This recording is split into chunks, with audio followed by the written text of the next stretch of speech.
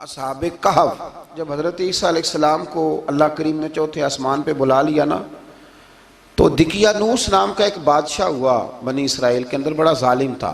उसने गुमराही फैला दी और जो लोग माज़अल्लाह कुफ्र और शिरक नहीं करते थे उन्हें कत्ल करवा देता था। तो 7-8 नौजवान अपना ईमान बचा के भागे।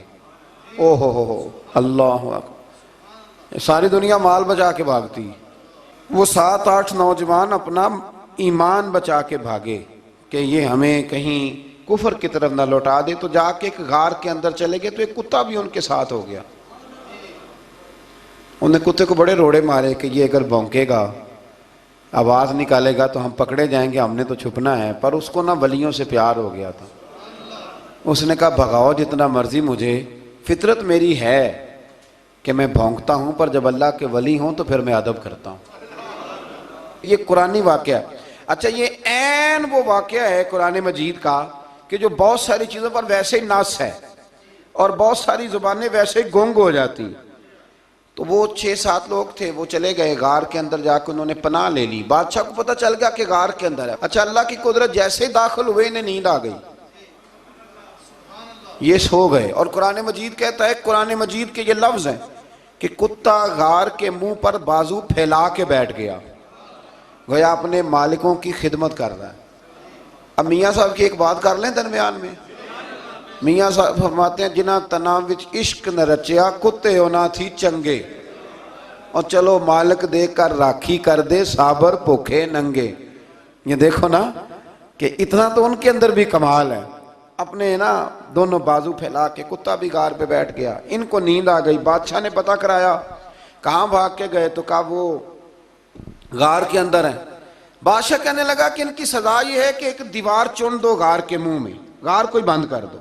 जिस बंदे की ड्यूटी लगाई ना गार चुनने की, बंदा बड़ा नेक था, इसको दीवार बनाने का जिम्मा दिया। उसने ना दीवार भी बनाई और एक तख्ती पे ना सब के नाम लिखे, और वो तख्ती एक संदूक में रख के वहां बंद कर दी। और उसी तरह की एक तख्ती, उसके नीचे लिखा कि एक तख्ती इनके नामों की ना मैं माले खजाना में भी बंद कर रहा हूं।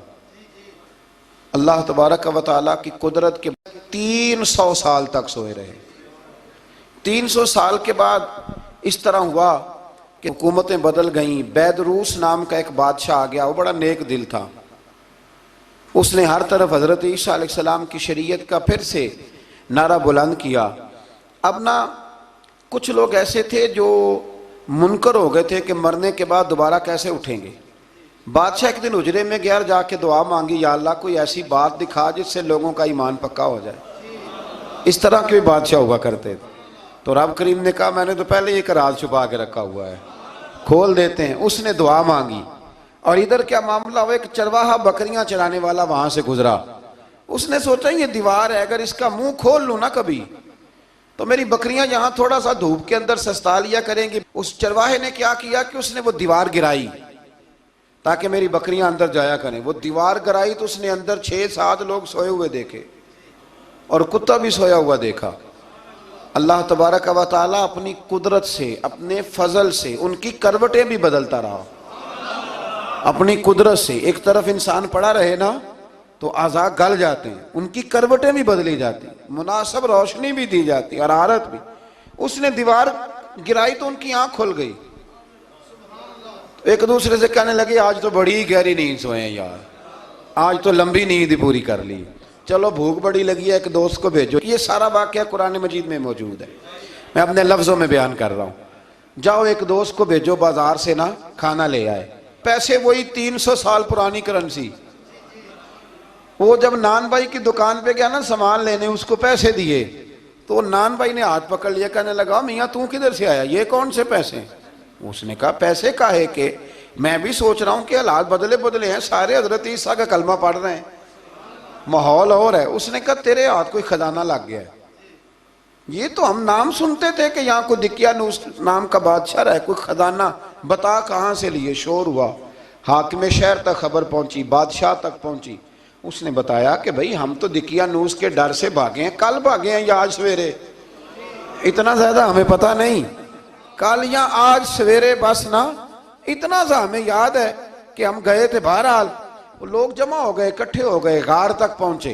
अब जो गार के अंदर थे वो पता कहते कहते लगता है हमारा दोस्त पकड़ा गया है। अब पकड़ा गया है तो अब बंदे जमा हो, वो अंदर डर रहे थे, तस्बीह कर रहे थे, अल्लाह को याद कर रहे थे। इधर ये पहुंच गया जब उन लोगों ने ये जीता जागता रब के फजल का नमूना देखा और बादशाह ने कहा कि ये क्या है। संदूक खोला तो उसके अंदर वो तख्ती लिखी थी कि ये इनके नाम है, ये दिकियानूस से डर के भागे हुए हैं, यहाँ ये सो रहे हैं, और इसी की एक तख्ती मैंने फलां जगह भी दफन किया, वो तख्ती भी वहां से निकल आई।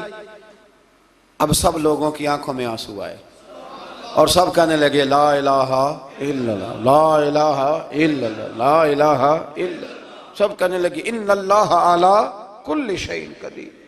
जब उनकी बात पूरी हो गई, लोगों के ईमान पुख्ता हो गए, तो असहाबे काफ कहने लगे कि हमें अब इजाज़त है, हम फिर दोबारा गार में जाते हैं। वो गार में गए तो रब ने फिर उन्हें मौत अता फरमाई, नींद अता फरमाई, तोहफा दिया। बादशाह ने फिर उसके आगे दीवार बनाई और वहाँ बादशाह ने एक मस्जिद तामीर करा दी, लोग ज़ियारत करने जाते। ये असहाबे काफ का जिक्र है। अब यहाँ हमारे मुफस्सिरीन ने लिखा है कि वो जो कुत्ता था ना, वो भी साथ ही था। अल्लाह क़यामत वाले दिन उसे इंसानी, या तो इंसानी शक्ल मिलेगी या जैसे रब का फजल होगा रब करीम उसे भी जन्नत अता फरमाएगा।